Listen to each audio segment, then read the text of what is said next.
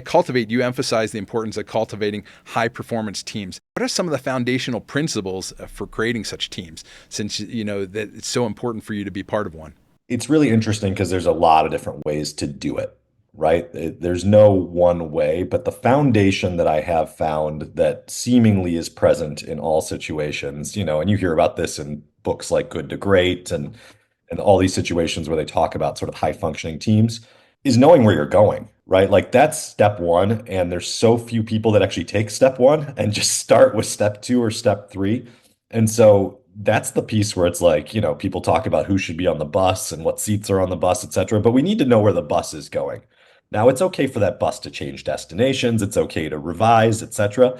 But without at least a notion, a mission, a vision, you're going to struggle to get high performing teams because it's not just about having quality players. They need to know how they're going to play together. And we see this with great athletes all the time, where you can put great athletes together, but if they don't have a system or an approach or how they're going to win, they suck. It's the movies where you've got all the great actors and you're like, why is this movie terrible? It's like, there's no script. You all just signed on to hang out.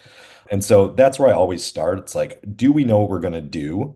Then we can start to build out who should be on the bus and what are the seats on the bus. And I think one of the things that, a lot of businesses make mistakes around as well is catering the bus to the talent they have, which again is not necessarily a bad call, but you really have to think about what you need and not just build for who you've got. Because a lot of times, Netflix and Amazon are so good about this. There are people that are really talented that become obsolete because technology changes or they get out of things.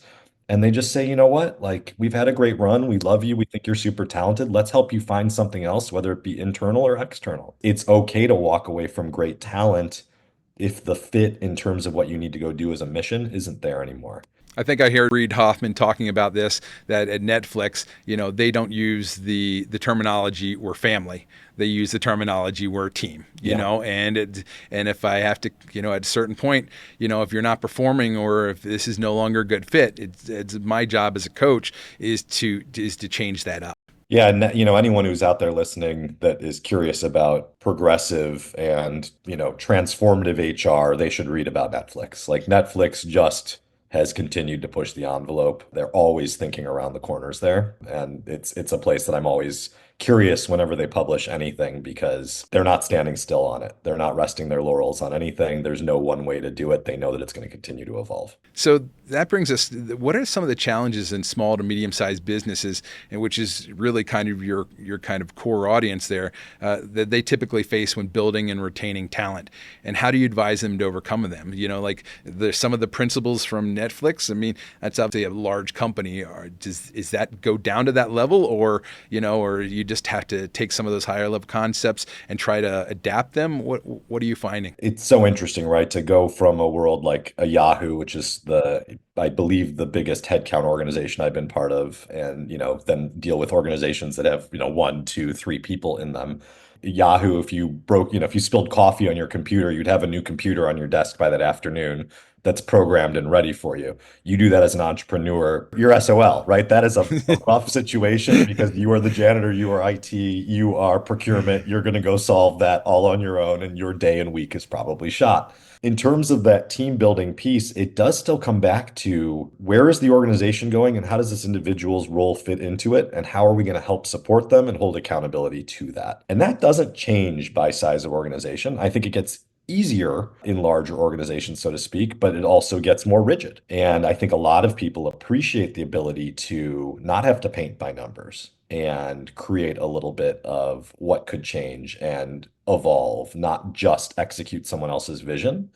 And I think that's one of the distinct advantages a small or medium-sized business has in terms of just career development opportunities and impact opportunities for an individual. But my God, it's hard, right? You're competing with people who are going to pay more, who are going to create more stability. And so you're really selling on a vision. You've got to get that purpose piece. You've got to support them in their career path. For many people, small, medium business as a employee is about the flexibility they're looking for, and it's sort of matching the life they want. And this is very much the key theme of HR 2020 plus, right? Sort of the post-COVID world. And you're hearing all this return to office stuff. And a lot of that's about not really understanding how to do accountability, not really understanding how to get ownership into your team. It's this idea that FaceTime equates outcomes, which is ridiculous. It's like effort equating outcomes, which is a very sort of elementary school vision on how to lead. I know everyone who is running a payroll, who has people working for them, kind of want to see the outcomes, but that's the hard work you have to do up front. You have to actually define what will this role look like to be successful. Let's give them that runway. Let's build some trust and let's hold tension and accountability at certain milestones so that they can do that. Let's not randomly require certain things. And I'm not against in office at all. I miss it as somebody who's been remote for a very long time and is very social, as you can probably tell by the fact that I haven't let Bill speak at all.